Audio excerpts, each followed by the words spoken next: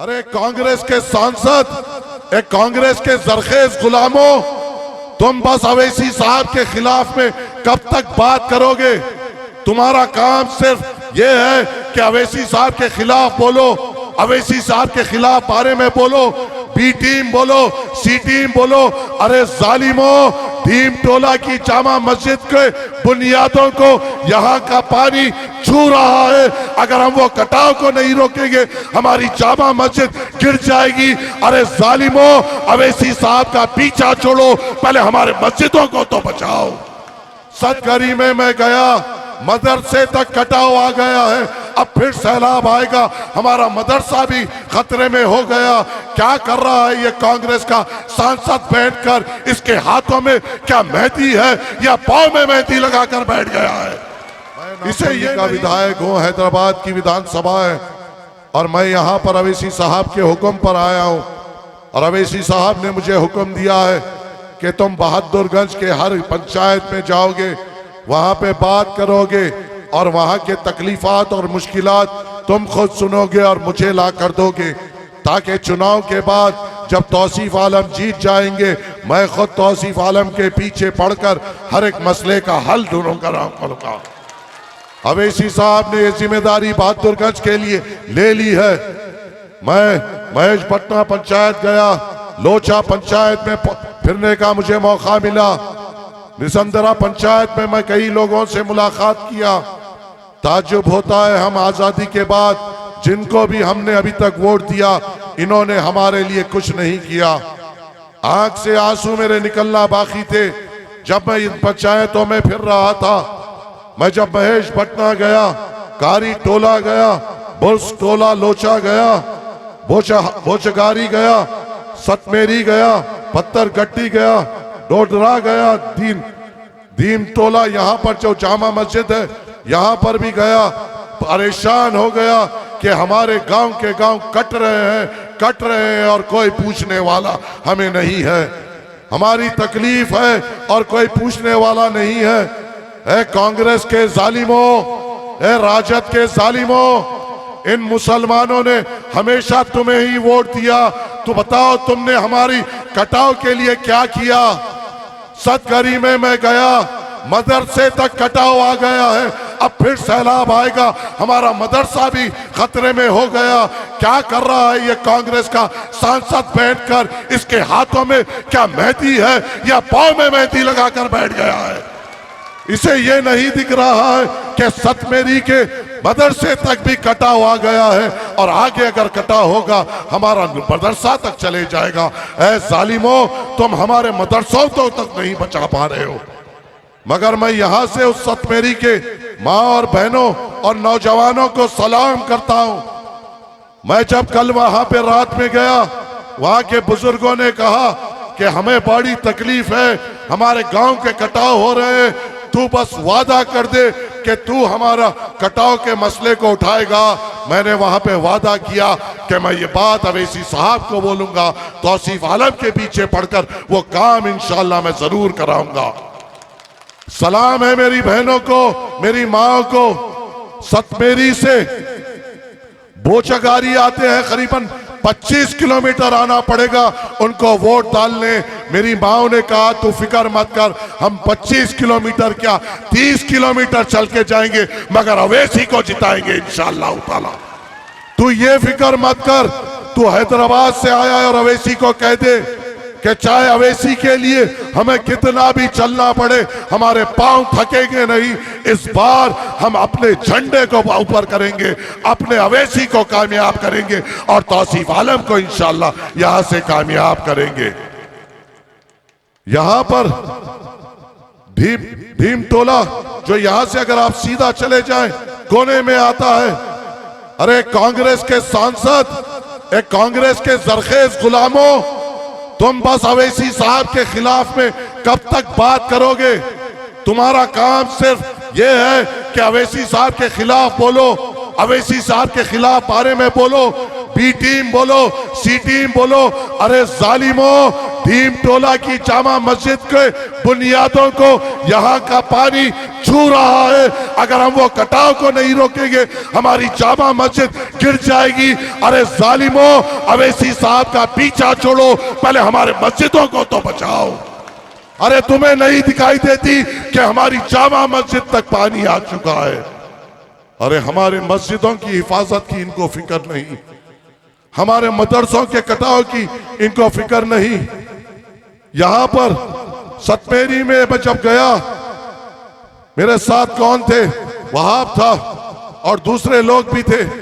एक बुजुर्ग ने मेरा हाथ पकड़ लिया, आंख से आंसू बह रहे थे उनके, रो रहे थे, सर पे टोपी, सफेद दाढ़ी और रो रहे हैं। मैंने कहा चाचा रो क्यों रहे हो? मुझे कहा बेटा मैं तुझसे क्या कहूं, मेरी 4 बेटियां हैं, 1 बेटा है, मेरा पूरा घर का घर इस कटाव में बह गया। मुझसे आके कहा गया कि तुम्हें 2 बीघा जमीन दी जाएगी। आज तक किसी ने आकर फिर से मुझे नहीं पूछा। मेरा घर नहीं है मुझे सही रहने को, मेरे बेटियों को, मेरे बेटे को छत देने के लिए। क्या इसलिए हमने इन जालिमों को वोट दिया कि हमारे बुजुर्गों के आंखों में आंसू हो? क्या हमने इसलिए ये यादवों के बेटों को मुख्यमंत्री की कुर्सी दी कि हमारे बुजुर्ग रोए, आंख में से पानी बहाए? क्या इसलिए हमने इनको कुर्सी दी और ताकत दी ताकि मेरे माओ के आंखों में आंसू हो, मेरे बच्चों के सर पे छत ना हो? क्या इसलिए हमने इनको वोट दिया? मैं आपसे वादा कर रहा हूं, मैं बेशक आपका विधायक नहीं हूं, मैं नामपल्ली से आया हूं तौसीफ आलम के लिए मेहनत करने, मगर मैंने तौसीफ आलम को करीब से देखा है और मुझे यकीन है तौसीफ आलम अवैसी साहब के वादे पे खरा उतरेंगे इंशाअल्लाह ताला और इन गांव के कटाव का मामला हल करेंगे। और हमें हल करना होगा तौसीफ भाई, हम इनके जवाबदेह हैं। अगर ये हमें चुनते हैं और हम इनका मसला अगर हल नहीं करते तो शायद ये हशर में भी हमारा गिरेबान पकड़ ले। मैं आपको इंशाअल्लाह हमारे तरफ से पूरी कोशिश की जाएगी कि हम आपके साथ ठहरे, हम आपके साथ लड़े। और अगर हुकूमतें किसकी भी बनने दो, मुझे यकीन है अवैसी साहब की पार्टी के बगैर कोई सरकार बना नहीं सकता। अगर फिर भी बन जाए हम चक्का जाम कर देंगे, मगर इन गांवों का मसला हल करके रहेंगे। मेरे भाइयों मेरे बहनों फिक्र मत करना। बहुत सारे नौजवान मुझे कहते हैं कि हमने आपको वीडियो में देखा है हैदराबाद में लड़ते हुए, इंशाअल्लाह तुम्हारे साथ ठहर के लड़ूंगा, मगर तुमको इंसाफ दिला के रहेंगे इंशाअल्लाह ताला। अब हम कटाव का मुकाबला करेंगे चाहे कुछ भी हो जाए, चाहे प्रशासन की तरफ से आपके लिए अगर इस छाते में गोली भी पड़ जाए, इस मौत को अजीम मौत समझूंगा इंशाअल्लाह ताला, मगर आप लोगों के तवक्कुआत पे तौसीफ आलम और हम उतरेंगे इंशाअल्लाह ताला। अरे आप हमें बताइए, आज जब सभाएं हो रही है, जहां तक नजर जा रही है सरों का समंदर है अल्हम्दुलिल्लाह, जहां तक नजर जा रही है वहां पर हमारे लोग दिख रहे हैं अल्हम्दुलिल्लाह। और ये लोग ऐसे नहीं आए हैं, कोई पैसा देकर बुलाया नहीं गया है। तेजस्वी, तेरी सभा में पैसे देकर बुलाए जाते हैं। ये लोग अपने दिल में अवैसी साहब की मोहब्बत को लेकर आए हैं और ये तय कर आए हैं कि इंशाअल्लाह ताला 11 तारीख के दिन पतंग छाप ही होगा, पतंग छाप ही होगा और अवैसी साहब जिंदाबाद होगा इंशाअल्लाह ताला। होगा ना इंशाअल्लाह। आज चुनाव हो रहा है, सबको मुसलमानों के वोटों की पड़ी है। सब चाहते हैं कि मुसलमान हमें वोट दे, मुसलमान हमें वोट दे ताकि हमारी सरकार बने। मगर ना यादव जी को कुर्सी देना है मुसलमान को, ना कोई और पार्टी को कुर्सी देना है मुसलमान को। कल मैंने एक वीडियो देखा, शायद आप लोगों ने भी देखा होगा, राहुल गांधी मल्ला के बेटे के साथ नाव से डाइव लगा रहे हैं और तीर रहे हैं, देखा है ना? आओ राहुल गांधी, यहां पे एक बार कटाव में भी डाइव लगा कर जाओ। क्या सिर्फ मल्ला के बेटे के साथ जो सिर्फ 2% है उनके पीछे ही भागोगे? हम 18% है। कहीं कभी हमारे कताव के गांव के पास भी आओ, हम भी तुम्हारे साथ डाइव लगाएंगे और जब देखेंगे कि तुम्हें हमारे से कितनी मोहब्बत है। हमारा वोट तुमको चाहिए, हमने तो हमेशा इनको वोट दिया है। मेरे बुजुर्गों, मैं जहां भी देख रहा हूं एक बुजुर्गों की यहाँ पे तादाद बड़ी है। इससे पहले तौसीफ भाई, हमारे डॉक्टर तौसीफ जो हमारे साबिका प्रखंड अध्यक्ष है, वो बराबर कहते हैं जब इससे पहले के चुनाव में या उसके पहले के चुनाव में जब हम लोग फिरते थे तो हमारे बुजुर्ग से जब हम जाके कहते थे कि बाबा हमें वोट दोगे, नहीं नहीं तुम्हें दुआ देंगे, वोट तो हम उनको ही देंगे। मगर आज तो ये दिख रहा है कि दुआ भी हमारी है और वोट भी हमारा है इंशाअल्लाह ताला। ऐ मेरे बुजुर्गों, आपने हर किसी को एहसान दिया, आपने हर किसी को अपना वोट दिया। आपने जवाहरलाल नेहरू को भी प्रधानमंत्री बनाया, आपने उनकी बेटी इंदिरा गांधी को भी प्रधानमंत्री बनाया, आपने उनके बेटे राजीव गांधी को भी प्रधानमंत्री बनाया। और आज मुसलमान ये भी सोचता है कि उसके बेटे के लिए भी मेहनत की जाए। ऐ मेरे बुजुर्गों, इनके बेटे और बेटियों को प्रधानमंत्री बनाने वालों, ये तो सोच लो, हमने जिनको प्रधानमंत्री बनाया, जिनके बेटों को प्रधानमंत्री बनाया, कल भी हमारे बेटे मजदूर थे और आज भी हमारे बेटे मजदूर है। क्या हमने इसलिए इनको वोट दिया कि हमारे बेटे अपने बूढ़े माँ बाप को छोड़कर हैदराबाद में, महाराष्ट्र में, मुंबई में, कर्नाटका में, गुजरात में, दिल्ली में, हर तरफ जाकर अपने बूढ़े माँ बाप को छोड़कर मजदूरी करें? क्या हमने इसलिए इनको सरकार बना के दी थी कि हमारे बेटे अपनी नई नवेली दुल्हन को जाकर दूसरे शहरों में मजदूरी करें? क्या हमने इसलिए इनको यादव जी को मुख्यमंत्री बनाया ताकि हमारे बेटे हमेशा मजदूर रहे? यादव जी ने अपने पटना को अच्छा कर लिया, अपने इलाकों को अच्छा कर लिया। कुर्मी के नेता ने अपने इलाकों को अच्छा कर लिया। पासवान ने अपना नेता बनाया, उनके हालात बदल गए। हमारा नेता अभी तक क्यों तय नहीं हुआ? ऐ मेरे बुजुर्गों, जरा दिल में सोच लो, अगर तुम 10 साल पहले ये अपने दिल में तय कर लेते कि अवैसी हमारा नेता है तो आज सरकार हमारी होती। अगर तुम 10 साल पहले जब अवैसी को वोट कटवा कह रहे थे, अगर जब तुम ये मान लेते कि ये हमारा नेता है, आज हमारे सीमांचल का बेटे को भी कुर्सी मिलती। अगर 10 साल पहले जब हमारे गांव में आ रहे थे, जब लोग हमें ये कह रहे थे कि ये बीजेपी को जिताने आया है, अगर आप जब अवैसी पे यकीन कर लेते तो आज हम सरकार हमारे तरफ से बनती। क्या ये बात सही नहीं है? मगर अल्लाह की मर्जी है। अल्लाह जब दिल में मोहब्बत डालता है, अल्लाह की मर्जी है।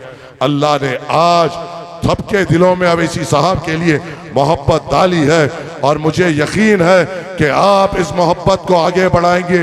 ये संघर्ष है जो हमें आगे लेकर जाना है। मेरी आंखें देख रही है कि इंशाल्लाह आज नहीं तो कल नहीं तो परसों सीमांचल का बेटे को भी कुर्सी मिलेगी। जिस तरह पासवान के बेटे को कुर्सी मिली, उसने पासवानों का भला कर दिया। जिस तरह यादव के बेटे को कुर्सी मिली, यादवों को फायदा हो गया। जिस तरह बहुजन के बेटे और बेटी को कुर्सी मिली, बहुजनों की जिंदगी अच्छी हो गई। जिस तरह राजपूत का नेता जब राजपूत का नेता बना, राजपूतों के लड़े लड़ा। जब अवैसी साहब मजबूत आप उनको करेंगे, जब हम सब मिलकर संघर्ष करेंगे, इंशाअल्लाह ताला वो दिन दूर नहीं जब सीमांचल का बेटा मुख्यमंत्री बनेगा इंशाअल्लाह ताला। क्या हमें यकीन नहीं अल्लाह की जात पर? अगर अल्लाह देना चाहे तो हमें भी इंशाअल्लाह मुख्यमंत्री बनेंगे। कैसे बनेंगे? 14% यादव जी मुख्यमंत्री जब बन सकते हैं तो हम तो 18% है। जब 14% यादव जी, 2% मल्ला को बाजू बिठाकर ये कहते हैं कि तू उप मुख्यमंत्री बनेगा, तो अगर यादव जी और मल्ला जी को भी मिला ले तो वो 16% है, हम 18% है। ये हमारी ताकत है जिसे हमें पहचानना होगा। हम क्यों उनके पीछे जाएं? हम कब तक इनको वोट दें? हम कब तक इनका झंडा ढोए? हम कब तक इनके पीछे नारे लगाएं? हम कब तक इनके पीछे चले?